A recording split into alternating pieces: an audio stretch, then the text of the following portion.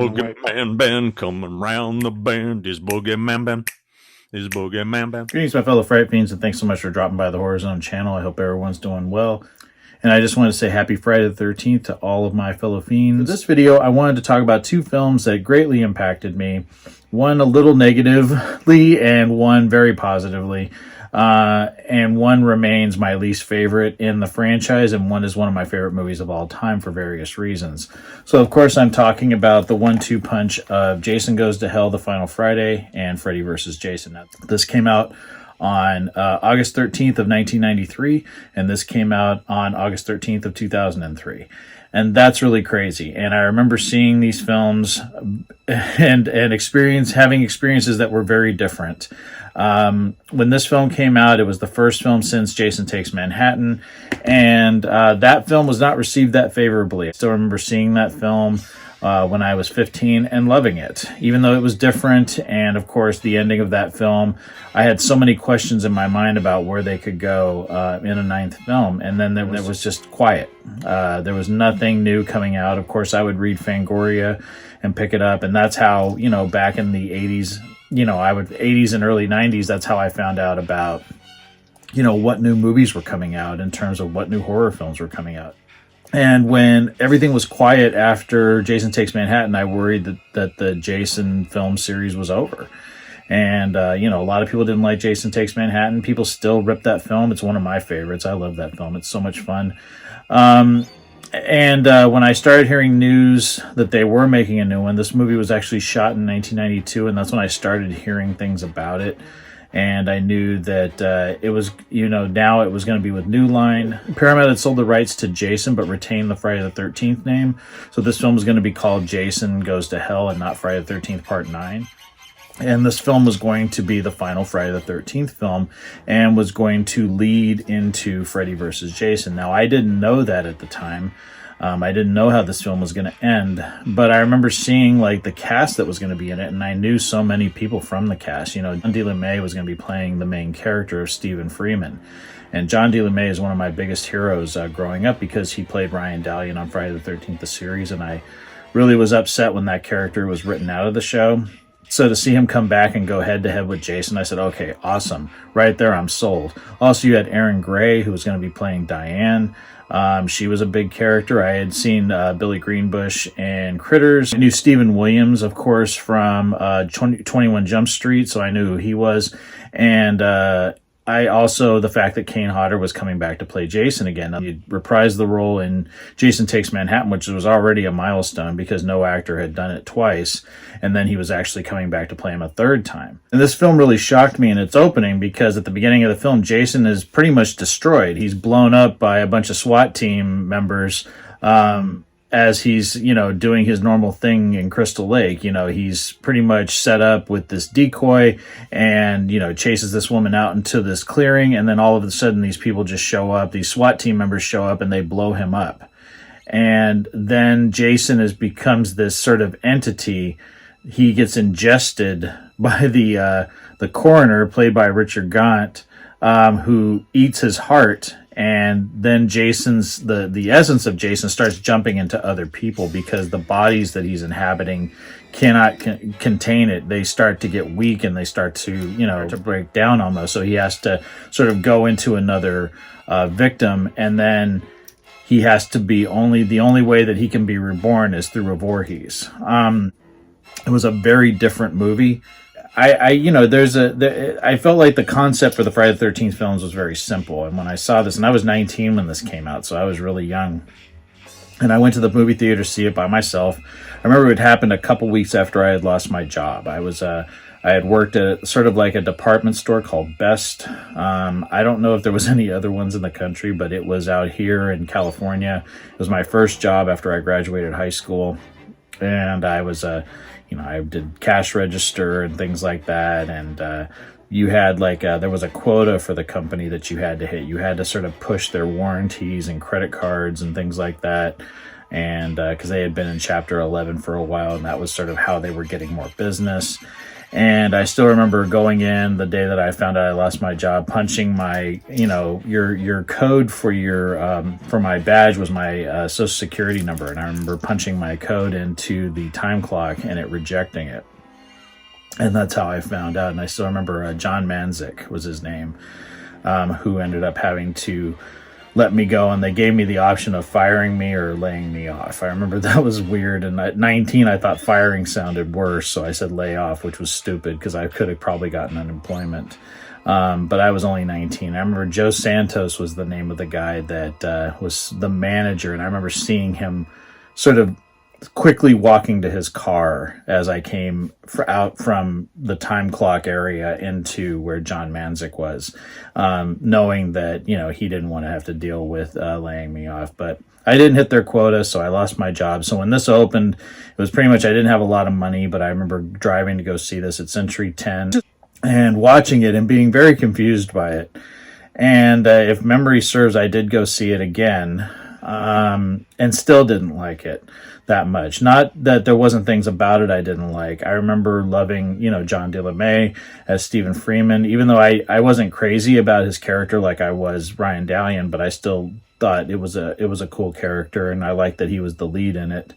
There was just some things about it that were kind of strange. I didn't really care for a lot of the other characters outside of I really thought Erin Gray was cool in it. It's a shame that when I met her, she was so odd. But the whole thing about Jason jumping from, different people, and, it was odd. It was just weird. And when you watch it, it feels so out of place with the other Friday the 13th films. I do like the ending where they have the showdown in the Voorhees house. I thought that was cool. And I like when Jason gets pulled into hell, when Jessica sticks the magic dagger in him and he gets pulled into hell by these dirt demons or whatever you want to call them. And then, of course, the very final shot of the film where Jason's hockey mask is pulled into hell by Freddy Krueger, and you see Freddy's claw jump out and grab the hockey mask, and you hear Freddy laughing. Of course, it's not Robert Englund. Kane Hodder actually did that scene. He was the one wearing the glove in that scene. That was really cool, and I really was like, oh, that's awesome. So I was excited because of this film. I knew that they were going to make Freddy versus Jason finally after hearing about it for a number of years. And,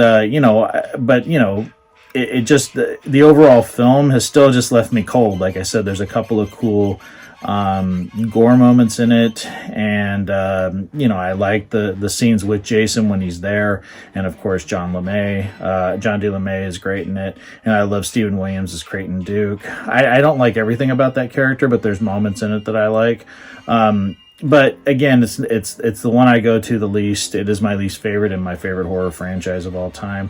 But like I said, it was fun, and I'm glad that I grew up seeing it, and it really was a different film. And I had the Friday the 13th were like they were sacred to me. I loved every one of them, and I loved the makeup effects that went into it, and I loved the Paramount era of the Friday the 13th films. The New Line era just never really did it for me as much. I just felt like they just didn't have that same feeling that the original films did. But yeah, I mean, still had a great time with this film, and still have some great memories of seeing it for the first time, but it is not one that I revisit very often. But Freddy versus Jason was not coming up very quickly. We would have to wait 10 years for this film, 10 years to the day.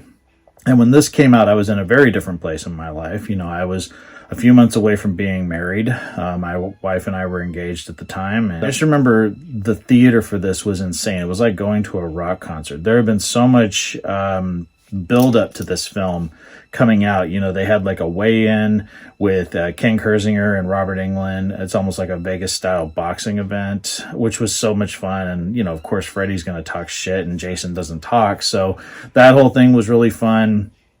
The only bummer for me during the production of this film was that Kane Hodder didn't come back to play Jason. The way that he was treated still pisses me off to this day, because it should have been him and Robert. Kane had kept the Friday the 13th, the franchise and the character alive during that long hiatus. Of course, we had Jason X before this film came out, but this is the film we were waiting for.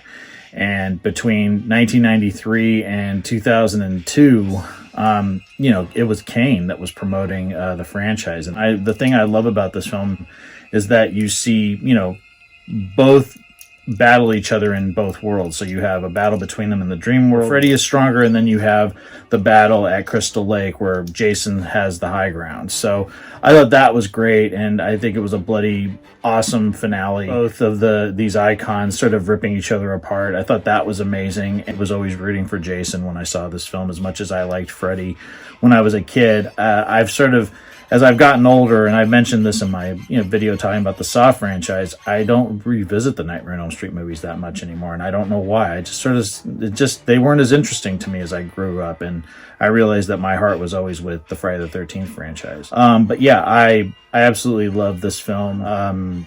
It's not perfect. It's got, some bad acting. It's got some weird dialogue sometimes and some weird setups. But at the end of the day, I don't know if we're ever going to see anything like this again. I feel like it's been 20 years. We haven't gotten a sequel. They did a comic book series because the sequel was supposed to have Ash, the Bruce Campbell character from Evil Dead, in it. And the comic book series was cool. It would have been interesting to see those characters together. I also love Crystal Lake Memories also showcased like a sketch of what the ending would have been, because the original ending they had in mind was supposed to be that Freddy and Jason end up in hell and Pinhead is overseeing this battle between them. That would have been awesome. I would have loved to have seen that, but we didn't get those. We got this, and I can't believe it's been 30 years since this movie came out and 20 years since this movie came out, both at different times in my life. And what a blast seeing this one, taking my girlfriend, my wife at the time. And we'd seen Jason X together, but this was just, I dreamt about this scenario all my life as a kid. Freddy and Jason were huge parts of my childhood, and I just wanted to see them fight because they were the biggest icons. And to finally see it happen on the big screen at a packed theater, like I said, it was like a rock concert. It was fucking awesome. I love that memory, and I love that I got to see this in my lifetime. I love this film. I'm grateful that I have it. I'm grateful that I've gotten to meet these icons in my convention days. And I'm just appreciative, real quick here, I'm going to put that back in my amazing box set. I'm just appreciative for this franchise.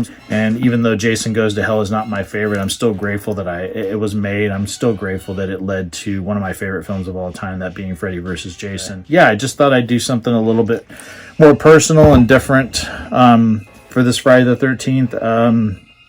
Yeah, it's still, like I said, I love this time of year, and I love that when we get a Friday the 13th in October, right before Halloween. Yeah, I want to thank everyone for taking the time to watch this video. I hope everyone has a very safe and happy Friday the 13th, and I promise I will talk to you again real soon. Take it easy. Stay scared as always.